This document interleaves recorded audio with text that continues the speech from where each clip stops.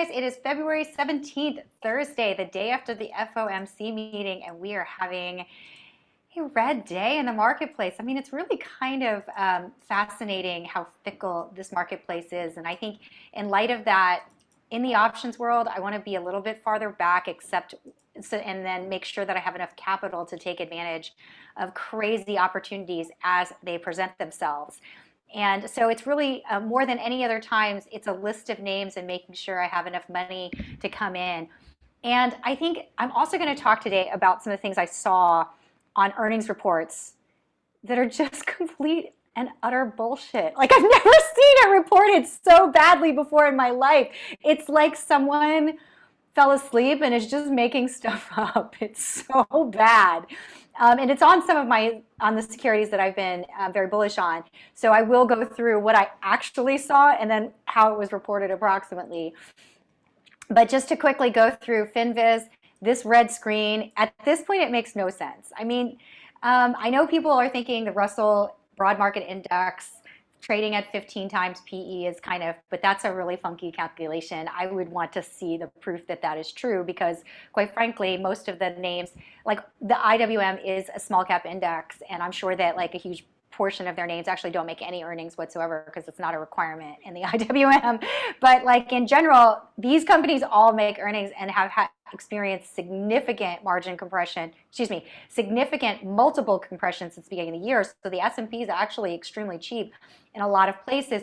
And I think it's funny that of the big cap tech names, Google's down the most because Google by far is the cheapest. I mean, they crushed the quarter even more than Microsoft and Apple did, which all reported good quarters, down so aggressively. Makes no sense to me. And then Walmart, interestingly enough, it's being spun like it had this amazing quarter. Now, I'm not going to short Walmart because Walmart is what it is, and it's not so aggressively expensive, even though I would say that relative to growth, it's very expensive. But 2% top line and barely eking by on the bottom line, 7% on the bottom line, but having a really crappy international, like negative international EPS growth, meaning that you sold stuff overseas just to get it off the book because you sold it essentially at a loss. Who is writing these stories that's like suggesting that international was this huge, wonderful growth thing? It was not. Look at the actual statements that came out. It's kind of insane. So, you know, I'm just really always shocked by what's reported versus what actually is said. That's probably why I started listening to all the calls myself versus depending on some kind of news flow item to tell me stuff. But let's go through this a bit. We are through the economic calendar for this week. Next week, it opens up quite a bit. And as I've mentioned, energy is a next week situation, right? Like a lot of energy. Oh, did I lose the slide? I did. I have it on in the other deck. But like we have most of the rest of E&P reporting earnings. And thus far, you've had Pioneer report, Devon Energy report, ExxonMobil report within energy and oil and energy, and they're all giving back $1 billion. They're not kind of giving back. Actually, Devon's giving back even more than $1 billion. They're just giving $1.3 billion, I think, in the dividend, and then they're going to buy back $500 million in stock. These numbers are crazy. I mean, consider some countries like only have maybe $100 billion in GDP. These companies are giving back 1% of GDP of some of these oil-producing nations. It is a joke what's going on in oil and gas relative to how these companies are trading. Hold on, let me just see if I can find it. And here's Devon, yeah. So 1.3 billion in dividends, 450 million in stock, and then they're paying down their debt on top of it.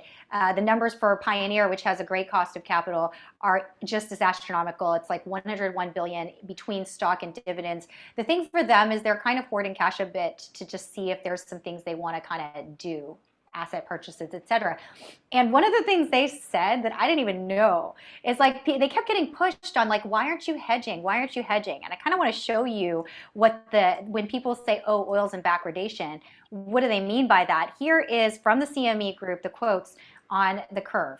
And this is what Pioneer pointed out. Like right now we're at 91, April is at 89, May 87, and then it slopes off pretty aggressively at 75, etc. And this is what Pioneer said. Pioneer's like, listen, OPEC is producing at capacity. I don't think you realize. And quite frankly, it's a pain in the butt to put on more capacity right now, which is something that oil bears have pretended like isn't a thing. They're like, why would I hedge myself out using like such that I recreate the price of oil sub 70 when I know that oil demand is off the charts relative to oil production? I'm not going to do that. And so that was most of the call. Look, I'm telling you, the U.S. companies in oil, we are the low-cost producer. We make money at $40 and below EOG. At 50, every company pretty much makes their cost of capital. At 60, they're super profitable. And you've got Pioneer being able to lock in a high 60s price and saying, nah, I'm good. Do you know what I'm saying? This is like, so you either can believe the market, people, investors, or you can believe the actual producers. That's where we're at right now.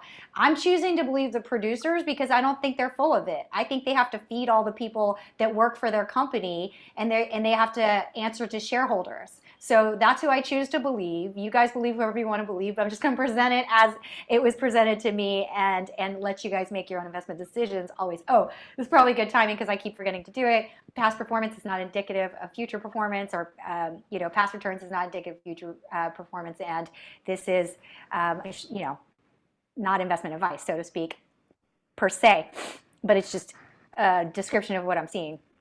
So I still continue to be very, very strong these names. Dave, did you want to add a little something there, or wasn't sure? Okay, no worries. We'll keep going. So a lot of this is. I think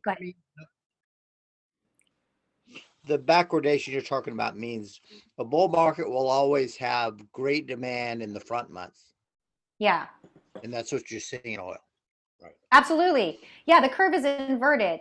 And it's just the back part of the curve, even at 70, that's a pretty strong number for oil to be at in the back part of the curve. And it's especially strong because if you look at what the curve has done over the last few months, the whole thing has shifted upwards. It's just the sharp, yeah, thank you. That's an amazing point.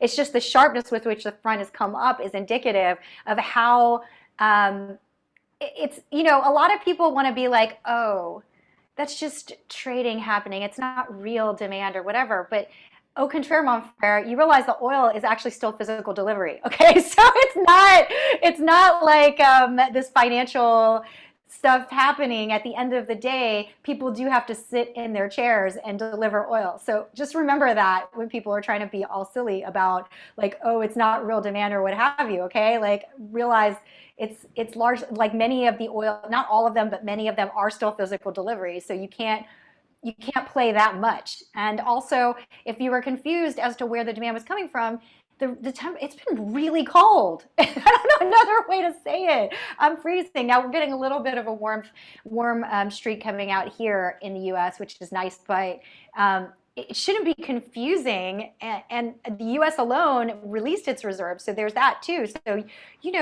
there's real demand. I'm just saying. Okay, and then I also wanted to mention again that the longer term issue really has to do with this administration's choice, for better or for worse, to try to take us into a better, less oil consuming nation, kicking and screaming. And it's doing literally everything it can to try to stave off that result to our inflation, the issues that we're experiencing. Again, rising interest rates cannot help this dynamic. The only thing that can help this dynamic is producing more oil and gas. And if OPEC is at capacity, that's going to take 6 months, okay? So there is kind of that to take into consideration.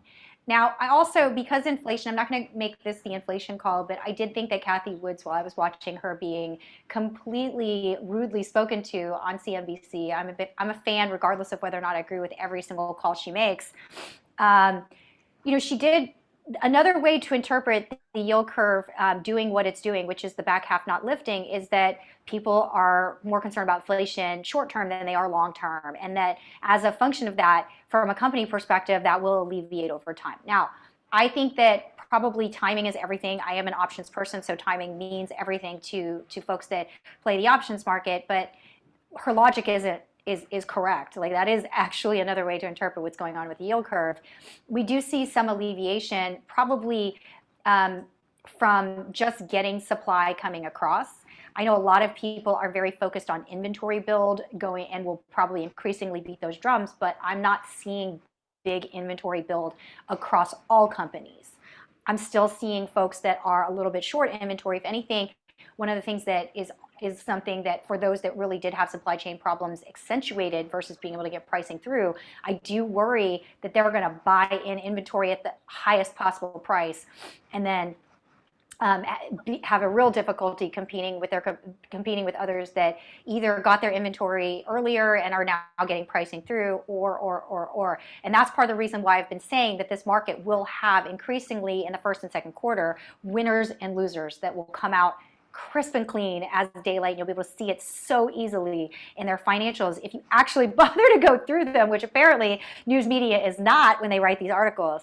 So I do want to talk a little bit about the semiconductor companies because they reported last night and got clocked this morning. In fairness, NVIDIA oftentimes gets clocked after an earnings report, even if it's tremendous. But I was really shocked that Applied Materials did as well, because Applied Materials definitely doesn't deserve it. The news media is trying to suggest that they guided to a softer quarter, and that, to me, means that they and I have two different ways of listening to a call. Because I did not hear that. What I heard was for the next 10 years, we're going into a semi-super cycle. That's what I heard. And that the only thing that AMAT has to do is work on making sure that they can deliver at the pace at which demand is increasing. I did not hear inability to get pricing through. In fact, I heard the exact opposite. And if I didn't hear the exact opposite, I'm sure because I just looked at the income statement and saw top line growth in the high 20s, EPS growth much higher than that. And then when you look at the year over year, you can see even better. And their point, which they said so crisp and clear, which is why I have no idea why these articles are coming out the way they are, so clear. They were like, listen, the companies that we are serving, they look at the semiconductor situation and they think, what is my opportunity cost for not just paying you whatever you want so I can get the semiconductors and start and continue production, right? And then we got to remember that Applied Materials comes before these fabs are built. You got to equip these things first. So they have full visibility. So when they're like, hey, it's really just about execution and getting this equipment shipped out as fast as possible, they're not saying, oh, I'm worried about supply chain. They're saying right now people will pay whatever for us to just actually deliver on what it is they need. That's it. I have no idea why people are saying softer outlook, this, that, and the other. That flies in the face of literally everything that was on that call. So, and also, by the way, it flies in the face of everything we're seeing from NVIDIA as well, right? NVIDIA is as much a customer of AMAT as it might actually, in some cases, be questionably competing. But here's what we're seeing in NVIDIA: gaming up 37%.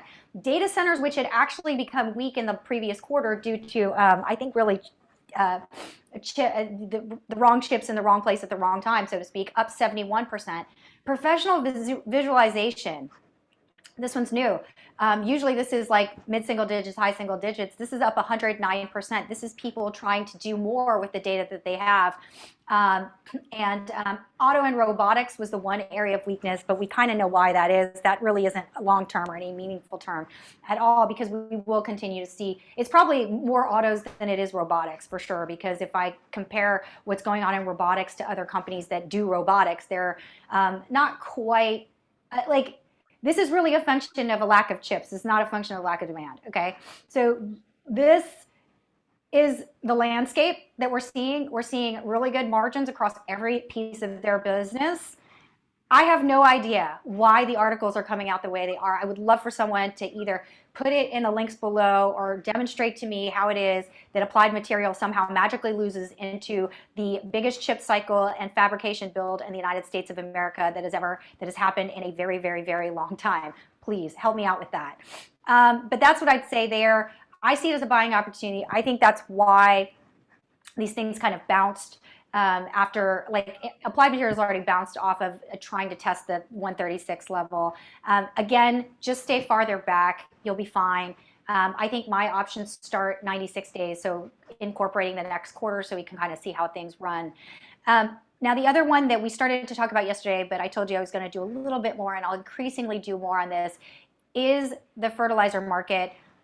CF Industries actually reported yesterday, which gave all of the ag complex a bit of a bump, in particular Mosaic, because CF does the nitrogen business. Nitrogen is by far the business. Like if you're looking at fertilizer, the biggest composite of fertilizer is going to be nitrogen. I give you full credit for it.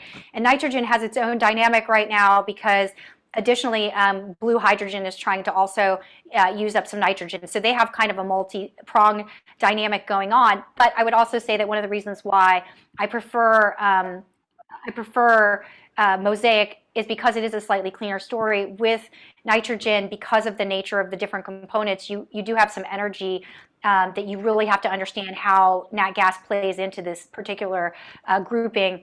And with the price so volatile in nat gas, I'm not ready to do like the type of, like I'm just, like I really, the analysis that you have to do is quite distinctive.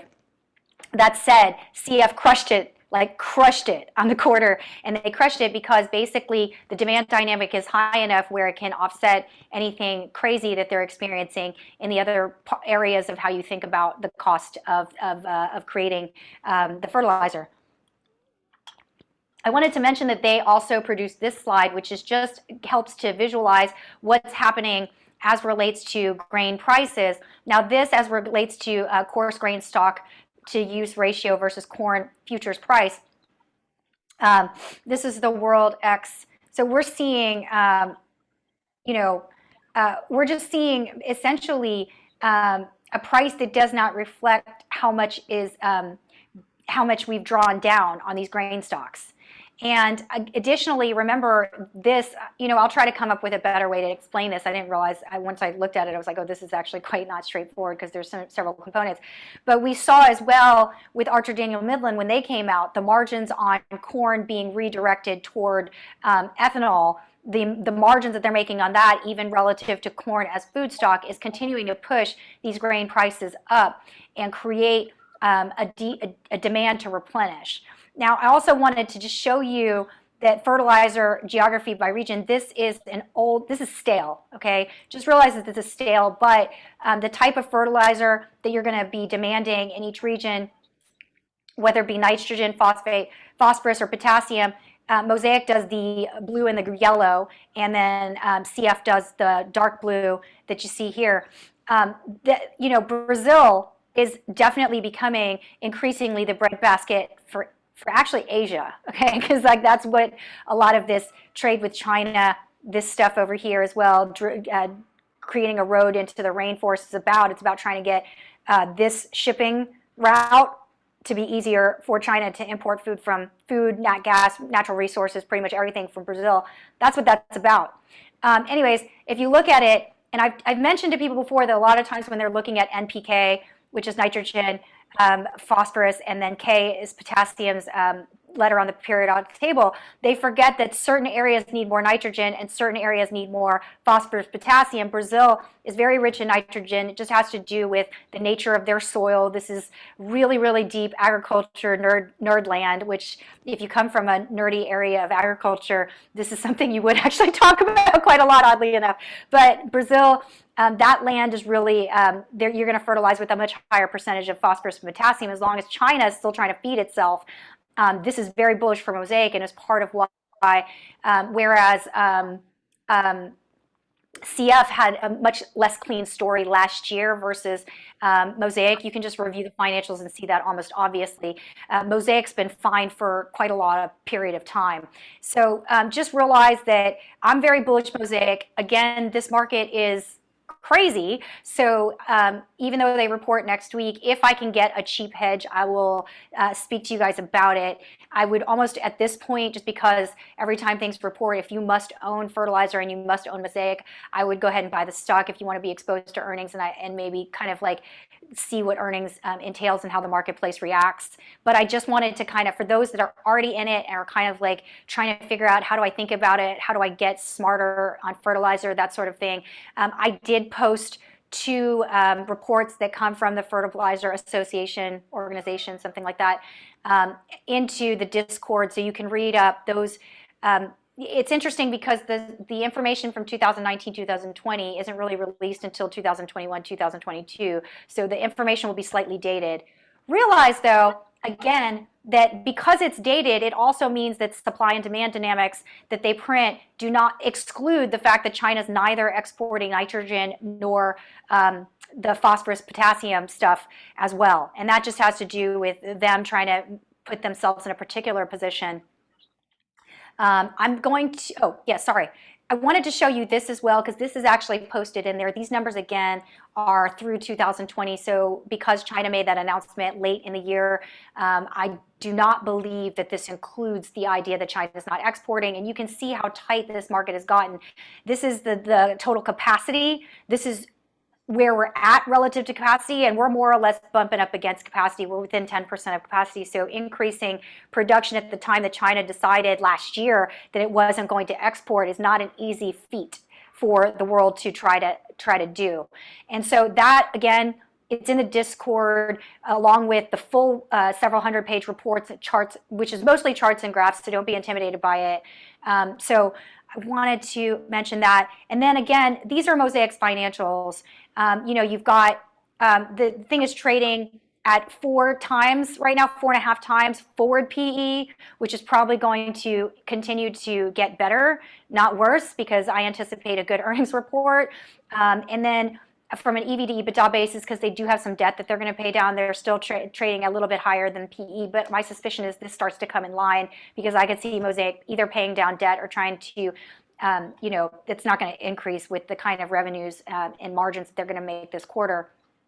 And then we've got 43% top line growth and over the last quarter before they reported, and you've got EPS growth. They don't post it because they did flip from a negative to a positive a few quarters back, or last year. All last year they were fair positive, but the year prior, that's what you would compare that quarter year-over-year growth to. Ultimately, as well, their book value, it's a $46 stock. $27 is book value, which means it trades at like less than 2 times book value, right? Like it's trading at just over book value. Doesn't make any sense, okay? Like this is massively undervalued, and Mosaic will probably, as a function of this book value, just to protect itself, buy back its stock. That's what I'm thinking happens, okay? So Mosaic, I am wildly bullish. If for some reason the market wants to trade, I will, because this market is crazy, probably look to hedge very lightly, if and only if it makes sense. Or, if I can't get a cheap enough hedge, I'll just absorb the volatility of it because I'm a long-term bull Mosaic for the next few years until we get through this dynamic.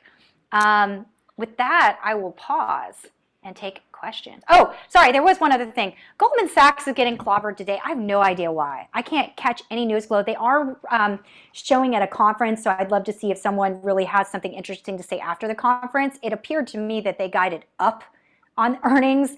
They guided up on literally everything. They guided up on inflows. They guided up on where they're expecting earnings. They guided up on what they expect revenue growth to be. And all of that is really coming from the banking business. So I have no idea why it traded down today. If you wanted to get exposure, get farther back into next quarter, because by next quarter, you'll see that the banking revenues are up aggressively, and that's a huge component of this business. If you want to go even farther back, this is what it looks like. But I'll tell you, earlier this morning, it did not look like $9.80, $9.90. So what I'd rather you guys do in these kinds of crazy market weaknesses is just keep specifically Goldman Sachs on your radar screen, because it just gets clobbered. Honestly, at 350, it makes no sense. Even at 400, it would be considered cheap for what it's actually doing. So just look for places to get exposure. This is what the math would look like if you did it right now at 980. You'd be, for 92 days, you'd be looking for a correction over 365, which is essentially where it was last week, and is actually where it was last year too, for that matter, despite having a record-breaking year last year. So with that, I will, is that it? Let me just make sure. AMAT, we already talked about, yeah. Okay. Stop share. Any questions? Hey, May, it's David.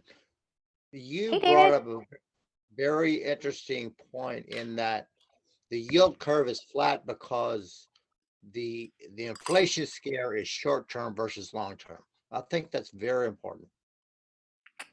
Yeah. And that was Kathy Woods. I won't take credit for that. To me, I think that as a function of the fact that the US dollar and the US market is looking very attractive relative to other forms of debt in other countries, I also think that plays in. I mean, like, if you're some nation right now and you're looking at Europe and you're looking at their energy situation and you're looking at the fact that Brexit is done and they're going to be going on to SOFRA, are you really excited to buy euro into Treasury? You know, I don't think you are. I think you're like literally looking for anything else. But then you really, it's unclear what's going on in China. We'll find out next week whether or not China's market is doing well or not. China produces all kinds of wonderful statistics. We just don't know if they're true because half the time they aren't. You know, look, you know, there'll be a day when that's not true. We'll be able to trust everything that they put out. But mostly you can tell whether China's doing well by the companies when they finally report, because they do report. I mean, they got to come clean. And to me, Baba is as good as knowing whether or not the Chinese economy is doing well, for better or for worse. And they will report next week, and we will find out whether or not it's safe to hold renminbi in the currency markets. Now, again, currency markets ain't my thing. I'm an equities lady, and I'm equity options. But I would imagine if you're a country and you're kind of looking at this, your biggest issue isn't even, you know, you got to figure out what to hold in Treasury. Right.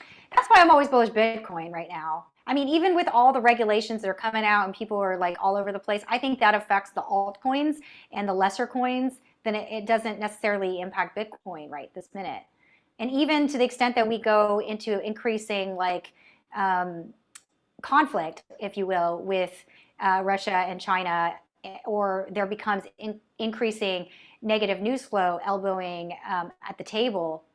You know, I'm not saying that we're going to be at war or anything negative is happening there, because I think we're a long way off of that. I think there's plenty of economic stuff that can happen between any real conflict occurring. But my point is that if you're just a third party trying to watch these three people argue with each other, Bitcoin, after getting clobbered from last year, is awfully attractive. Right, right. One of your favorite shorts has been Amazon. Oh, We God, shorted yes. it. We shorted it at 31.96 this morning. Good. And it's Yeah, you should. Every time it closes in on 3,200, try to find yourself a nice place. Like, okay. So you have not changed on Amazon. no. Okay. I mean, there's nothing that's, look, here's the thing. That Walmart report, Walmart showed 7% top line growth on its core business. Amazon didn't even show that. Do you know what I mean? So like literally everybody is doing better than Amazon's core business. You know, you could have said to me, like, before Walmart reported, I would have been like, okay, maybe it is the growth, maybe it's the mix of stuff or something like that. Nope, it's not. It's actually something wrong with the core business. And they didn't want to talk, they didn't talk at all about it. No one on the street's talking about it. I would like to talk about it. That's what I'm saying. Until you tell me about it, then I'm going to just assume something's wrong with that core business because no one else is experiencing that. Okay. What would make you change your mind? I'm not arguing. I'm just Oh yeah, seeking yeah. information. No, I know. I know. What would make me change my mind into the next quarter? It would have to be like really understand, because he even said on the call that that business isn't going to be fixed until next quarter. So I'm like shocked that everybody's willing to give him so much credit.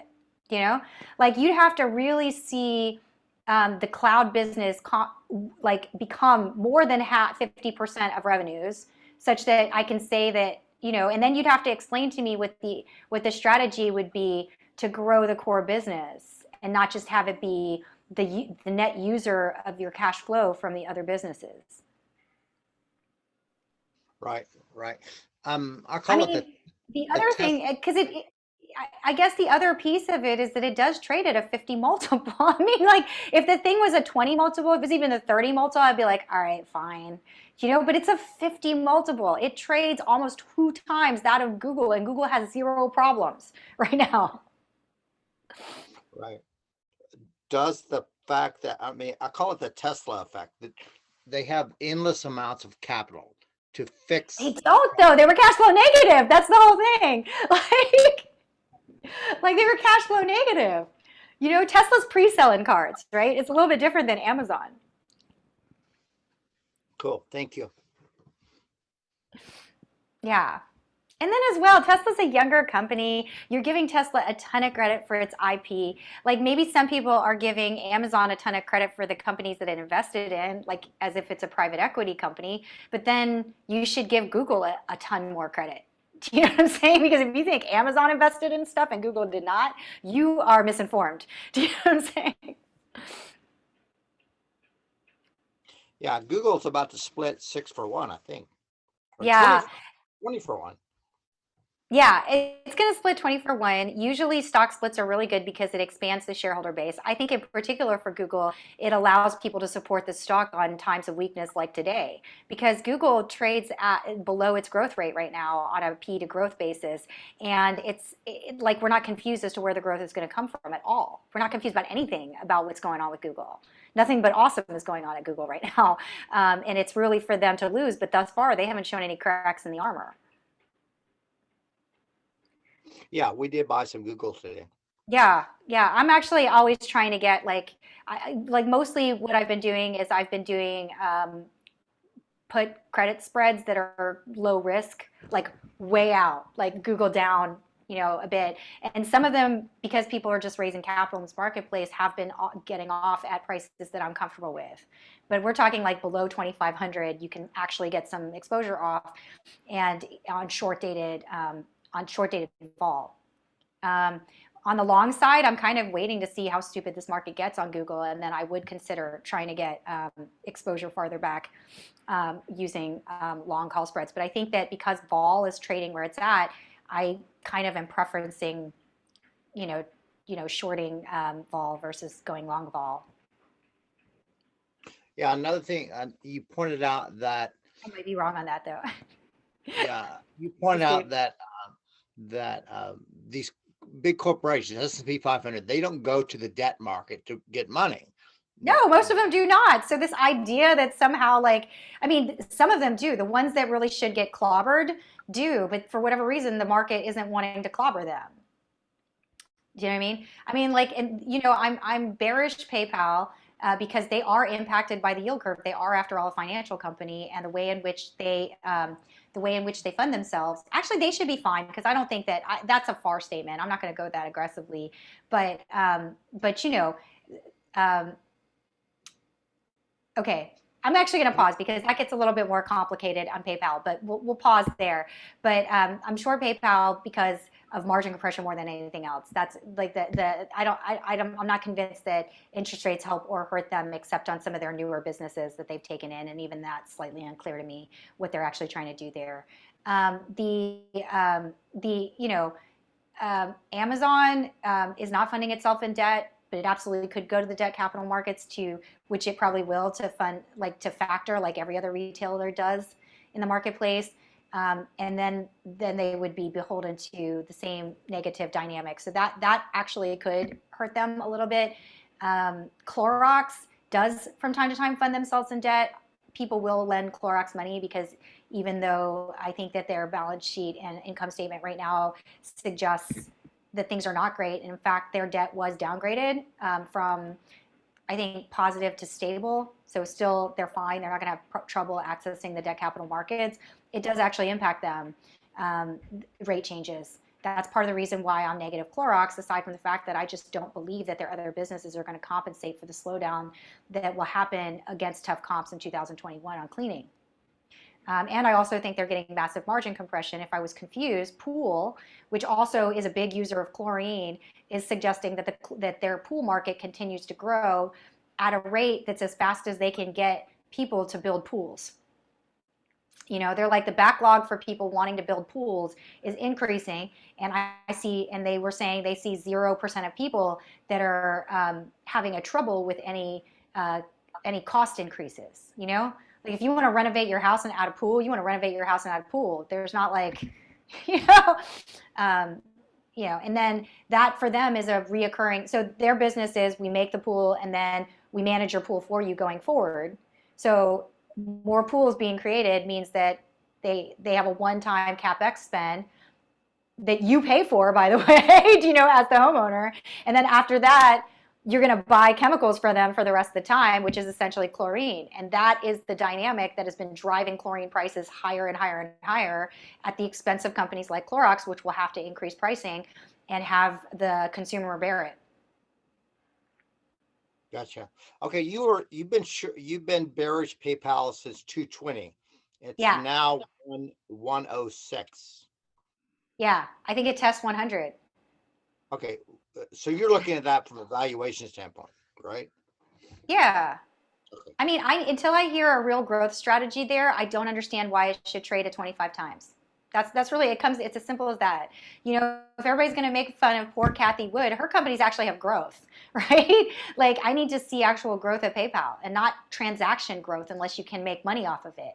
Because transaction growth with 13% margins and no movement on that, and top line growth, yeah, 13%, but bottom line growth at a measly 6, that doesn't get you to a 25% multiple or 25 time multiple. I just don't understand it. And with Clorox trading at 30 times, which I think is the easier short right here, how are you going to create any kind of, you've already told us that you're going to have trouble next year. You've already guided downwards. So why are you still getting a multiple that's higher than Google?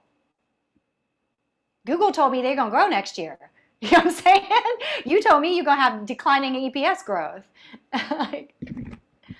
That's why I think this market makes no sense right now. I wish that I wish it would just do what I'd like it to do, but I guess that's what makes it exciting for me, is that every day I have another opportunity to lay the exposure on if I wish to, and reallocate winners from my winners, take profits of my winners and reallocate them to things that I think are either winners or losers.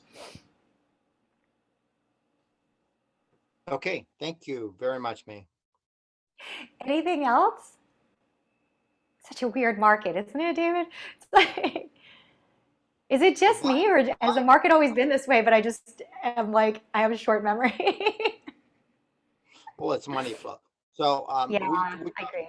we mentioned Viacom yesterday, I think. Yeah, it's holding up today. Yeah, I again, kind of want to see it stabilize because I am with you. I think that Viacom is probably going to do, I mean, like, and this is a really good example of why, like, I'm listening to these calls, but I'm not like, I'm listening for how is it that you grow in the future, right? Because, we as the equity holders, we're all about future earnings. The debt guys care whether or not you pay back the bills right this minute, and they typically, historically, can't stomach your inability to pay back bills right away. But the equity folks are looking at the world in a different sort of way, especially if you're and especially if you're trying to do like a Viacom move from value to growth, which is what I think he's trying to do. I understand that man's strategy. I understand what he's trying to say. I wish, like I said, that he would have put more numbers into the presentation earlier on and really explained how that was going to drive revenue and EPS growth and what the timing specifically of that was going to be, but he just did not do that. Now, I don't think it takes a lot of effort to appreciate how that's going to drive revenue and EPS growth in the future, particularly if you just take a look at the sub growth that's been happening on Paramount Plus. I mean, that's way better than even I thought it was going to be fair. And I'm not, because I still need earnings and revenue for me to be happy. I don't usually allow some metric like subscriber growth to sway me, but I got to admit, that was a pretty good number. And so in that regard, I understand what he's trying to do. He's trying to really transform the company with the cash that they have, which was quite sizable given 20% top line growth. He's reapplying all of that into where the company will move to in the next 2 years. That I can get behind. Amazon, I don't know what he's trying to do I just don't know what he's trying to do. You know what I'm saying? Sure. Okay. But I could be wrong. Like, I could be wrong. He could come out next quarter and just wow my socks off. One company that did do that and that I became very constructive on in December, which is no longer in the S&P 500, was Harley Davidson. Like, I thought his strategy was totally wrong.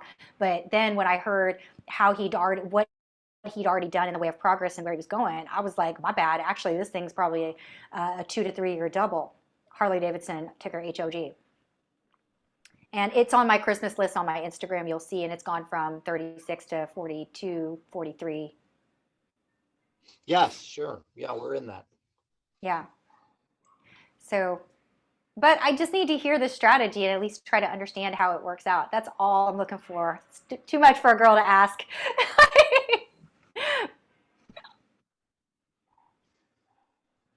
Any other questions? No, I'm done.